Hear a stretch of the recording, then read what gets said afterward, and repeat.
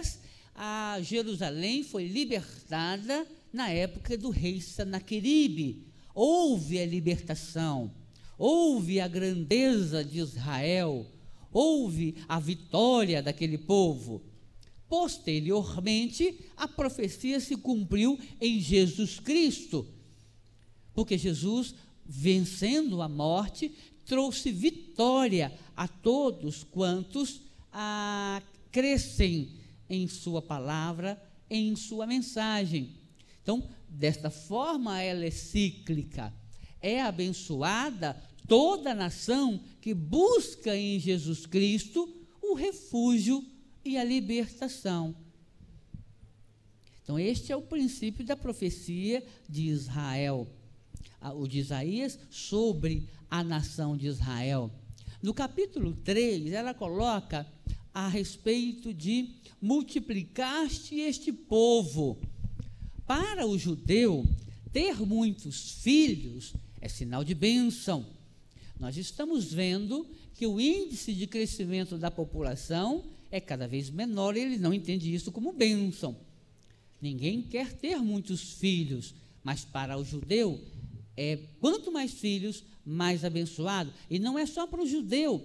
Nós vamos assistir aqui ainda um vídeo sobre os muçulmanos, o quanto eles estão crescendo, porque enquanto o muçulmano tem média de 7, 8 filhos por casal, os demais têm em média 1,3 por casal. O fato é que os árabes, que os muçulmanos, gostam mais de ter filhos do que o restante do povo no mundo afora.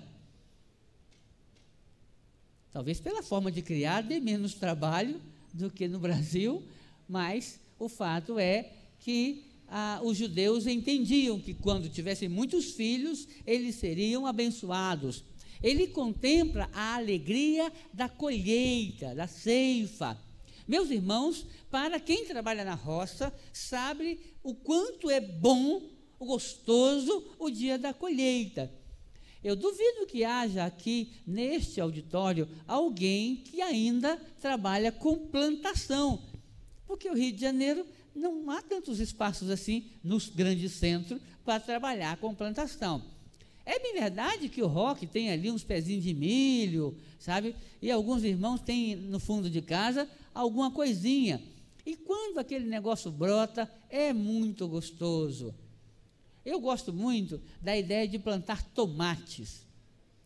Me alegra muito a ideia de ver o tomate crescendo, sabe?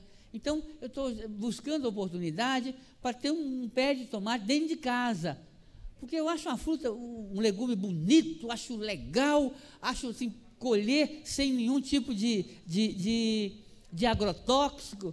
Então, quando aquilo madura, traz uma felicidade. Eu tinha na outra casa em Linhares, plantei vários pés de tomates. Então, quando aquele negócio começava a madurar, era uma felicidade só. Eu plantei aqui cebolinha e salsinha, né? E cresceu e ficou bonito. Não dá para quase nada porque é pequenininho, mas traz alegria na colheita. A ideia da multiplicação do pão. O que Deus está prometendo com esse novo governante espiritual é que aquela alegria da multiplicação de vida nos filhos, a alegria da multiplicação na colheita, seria algo permanente. Meus irmãos, para quem trabalha com agricultura, a colheita é simplesmente o sinônimo de vitória. E quando tem uma larga produção, aquilo é uma grande festa. É esta festa, é esta alegria que o Senhor está prometendo às nações que buscarem este libertador. Esta é a promessa do Senhor. E Ele coloca diante de ti, ou se alegrarão perante ti, ou diante de ti, trazendo a ideia das primícias, dos dízimos, das ofertas primeiras ao Senhor. Nós perdemos esse privilégio, né? Porque todo mundo trabalha com salário, mas na roça ainda as pessoas entregam dízimo com a plantação.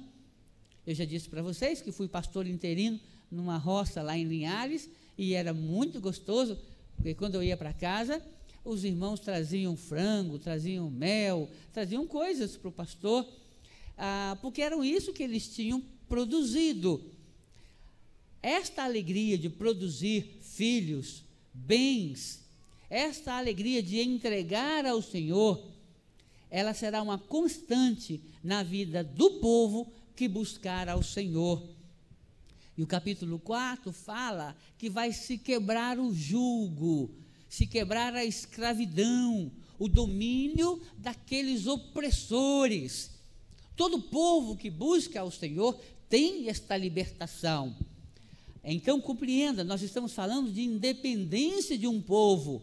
Aquele povo, para ser independente, ele precisaria ver os seus filhos multiplicados, suas colheitas trazendo alegria, a escravidão sendo quebrada, os dízimos sendo oferecidos ao Senhor alegremente, e a vara, ou seja, aquela arma de correção, como diz lá, versículo 4, porque tu quebraste o jugo que pesava sobre ele e a vara que lhe feria os ombros.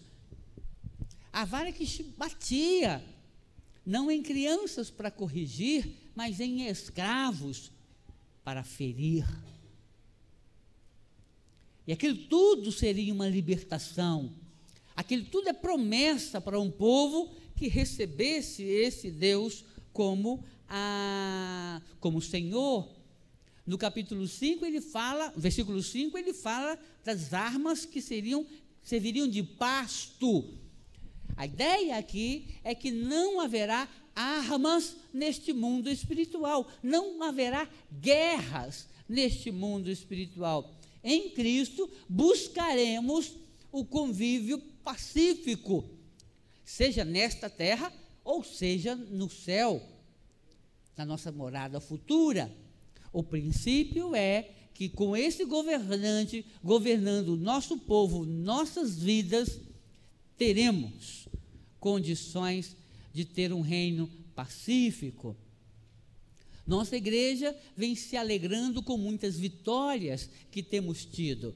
E Deus tem dado muitas vitórias e muitas delas sem nenhum conflito evidente. Por exemplo, nessa semana nós fomos abençoados com a iluminação da quadra. Ainda não foi concluído o processo, mas já foram instalados os refletores, falta um apenas a ser instalado e serem regulados melhor, e nós teremos então condições de oferecer à área de esporte um serviço maior e melhor, e também com relação à segurança. É uma vitória que nós recebemos, lutamos junto à prefeitura para que tivéssemos condições de abençoar a nossa comunidade com esta segurança. Deus nos deu esta vitória. E isso foi feito sem nenhuma guerra, sem nenhum conflito, sem ameaçar ninguém, sem arma. Pelo poder de Deus, pela graça que o Senhor nos deu, pelo apoio do nosso governante, tivemos condições de abençoar a nossa comunidade. Esse é o princípio, Deus abrindo as portas, Deus agindo aonde nós não temos condições de agir. Sem armas, sem guerra, nós temos condições de ter a vitória. Já no versículo 6 ele fala, um menino vos nasceu, dando a ideia de um ser humano. Não é um Deus manifestado, materializado, mas é um Deus nascido. E isso é importante para a nossa compreensão. Isso é importante para compreendermos a profecia sobre Jesus, filho de Maria. A ideia aqui é que nascerá um Deus nascido de mulher, um menino, um filho. A ideia do filho libertador, ou seja, o próprio Deus dando um filho. Um menino vos nasceu, um filho se vos deu. Olha lá o versículo 6, porque o menino vos nasceu e um filho se nos deu. Próprio Deus dando o próprio filho para liderar o seu